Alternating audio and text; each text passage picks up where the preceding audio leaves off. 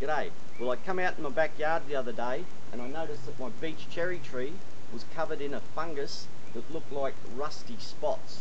There were yellow spores, orange spores, surrounded by these red and dark and red lesions around the outside. If you turn the leaf over, you can see that these lesions go right through the other side of the leaf. Now I took some photos, I sent them to the DPI and they confirmed what I'd suspected, that this tree was suffering from Myrtle Rust, which is an introduced fungus in the Queensland. It's now, there's been over 800 cases from Cairns to the border. There's 100 plant varieties that is getting affected by this rust, and there's really no way of stopping because these spores are flying through the air all the time. Now on the DPI website, some of the plant varieties listed like lemon scented myrtle, lily pillies, etc. I've got a lot of them in my backyard, but this tree is the only tree in my yard that's been affected. Okay? If you pan around my garden here, you'll be able to see that I've got a variety of different types of plants. There's a subtropical section there.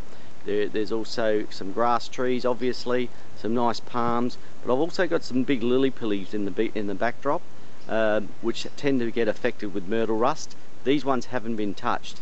There's some citrus trees in the corner there, olive trees, and obviously over the other side we have lemon scented myrtle as well. So quite a variety of trees. Just interesting that the beech cherry tree was the only one that was affected. What do we do about it? Well, as I look for a nutritional approach, I decided that I would treat this tree with one product to see what would happen.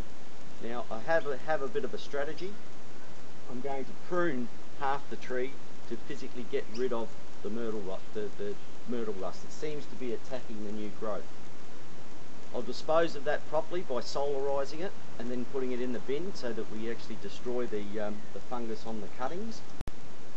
Now before you go and prune these trees, with any type of fungal spores, you don't want them in your lungs.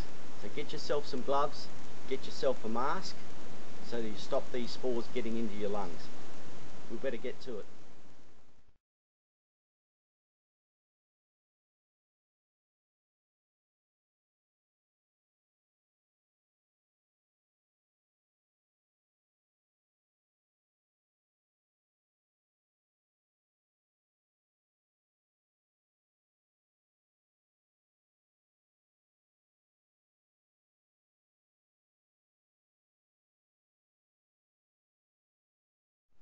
I then decided what I was going to do is to use some silica and potash on the myrtle rust. Now why I've decided to do this is that generally fungus like acid conditions, and silica potash is quite alkaline. It's around about 11 pH.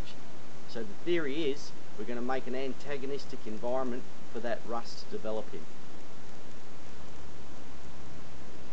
Now I mentioned before about using the silica because of the high pH being antagonistic to fungus, but there's some other good reasons why I've decided that the silica is the product I'm going to try.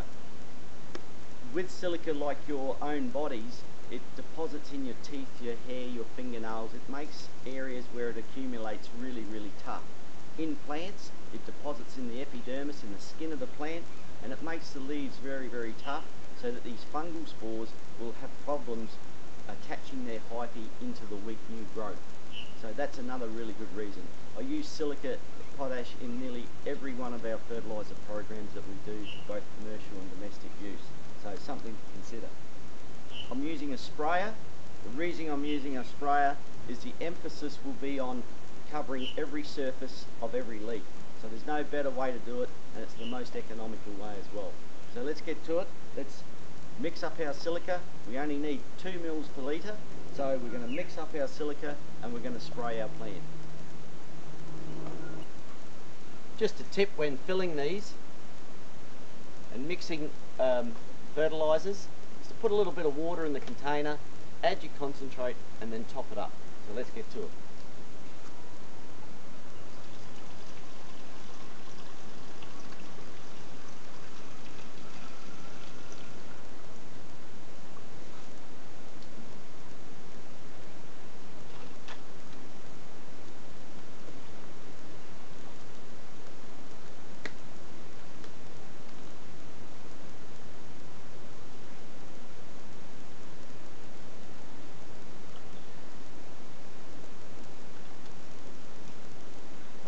goes a long way.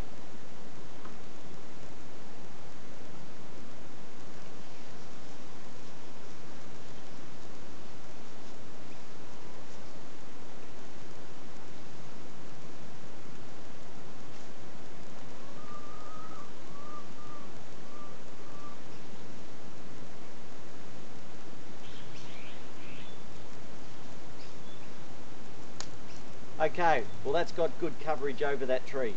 So now we'll wait a couple of weeks, we'll see what happens. Doesn't look as good as it used to now that I've pruned half the tree, but let's hope that it affects the myrtle rust, and we'll just take some observations on what we see in the next few weeks. It'll be interesting.